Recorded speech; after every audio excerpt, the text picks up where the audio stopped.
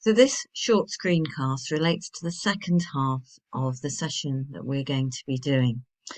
And it's all about helping your patient or your service user to compare what they actually eat with the recommended diet that you might be looking at with them. So it's trying to help them to see the difference between the two. So what do we mean by that? And why are we doing it? Firstly, it's about helping the service user to see what they eat in light of the recommendations. So most people you might think they eat quite a healthy diet and then see what is recommended and think, maybe it's not as healthy as I thought it was. Or they might be thinking they'd cut out every source of gluten if they have celiac disease, and then when you go through it, you know what the recommendations are and the sources, they go, oh right, that might be there. So it's getting them to look at that and see it in a different light.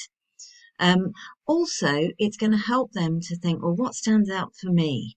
What's different? What changes could I make? And therefore you can work on what's going to work best for them first.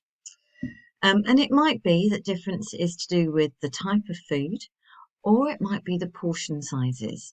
So sometimes you're going to need visual resources to show them what a portion size is, or to understand your household measures that you can illustrate to them to get them to think, actually, probably I do have a bit more than that. So all of those things are reasons why we want to get them to themselves identify the difference. So this is about them identifying the difference, not about you identifying the difference. So how do we go about this? So we're going to be thinking about how to encourage people to visualize the differences between the two. It might be that you've written down the information you got from a typical day, and you might have that information alongside the information that you've explained about the diet that's recommended for their condition. So it might be that you've got them written down, you've got words, but it also might be that visualization. I say it might be you've got pictures and visual ideas that will help them to see, maybe I'm having more, or maybe I'm not having the right kind of portion for this, or not enough for some things. So it could be visual, it could be words, but what you're trying to do is create a visual picture in their minds for them to compare what they eat with what they should be eating for their condition. So here's one way of considering it in a logical process. So as you're part of your model and process of dietetic and nutrition practice, you're going to be going through the A, B, C, D, F. And we are going to be focusing on the D and E aspects. No, we're not going to focus on anthropometry and biochemistry, clinical side. So what you're going to be doing is explaining conditions, as we're building on that experience last week, explaining what the dietary recommendations might be, undertaking a typical day, and then getting them to think through well, what that means. So as you go through undertaking an assessment, you're automatically going to be identifying things that you might think is feedback. It might be appropriate for them to change. But what we've got to do is explain the difference without judgment. And that's going to be the challenge. We explain the recommendations. Getting them to identify the differences takes away from that tendency that we might have to be judgmental.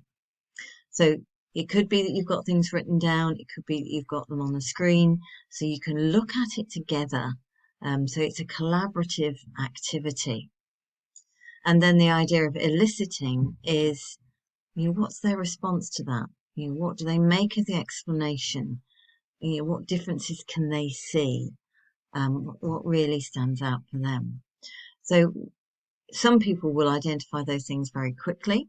Some people will identify things that are really important, and other people will pick on tiny details that may have less impact on their condition.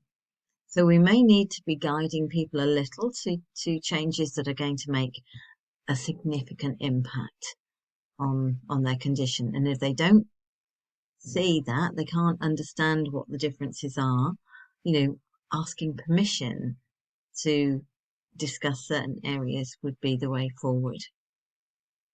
But ideally, you're going to explore what's happening, explain what the recommendations are, and then ask them to look at the differences.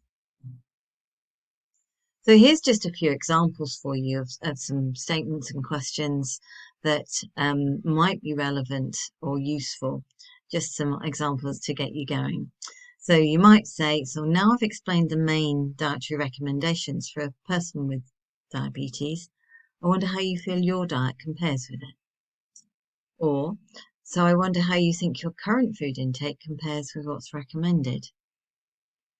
Now I've explained the recommendations for the management of gastroesophageal reflux disease, and we've looked at what you eat and drink currently. I wonder had any thoughts of any areas you might want to change. So that's getting them really to think about, you've looked at it, including drinks is a really important aspect depending on what the condition is. Or we might look at the portion sizes for this last example. Having looked at the recommended portion sizes, I wonder how you think you might compare to them.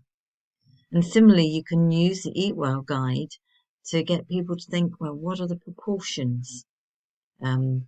Here's the proportions that we should have for fats and oils. How does that relate to what you do?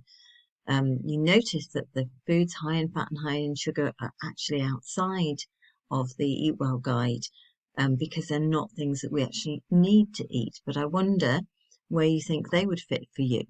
So you're just exploring and using visual cues in whatever way is appropriate. So hopefully that will give you some clues and some ideas ready for the workshop that you'll be doing in the session.